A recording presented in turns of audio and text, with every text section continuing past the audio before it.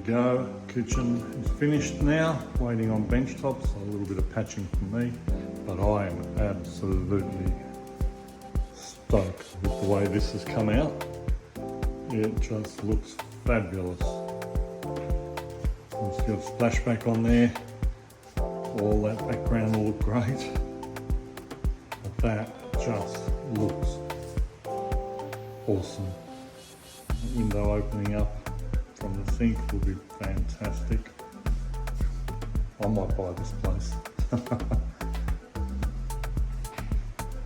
Weather here today on the beautiful sunny Gold Coast is shite, but we won't worry about that. Let's concentrate on the positives.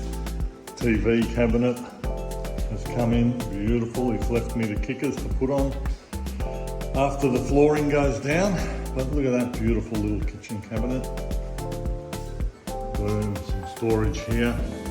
Never have enough storage, we'll put a bulkhead across the top. That will be fantastic. And out here in the laundry,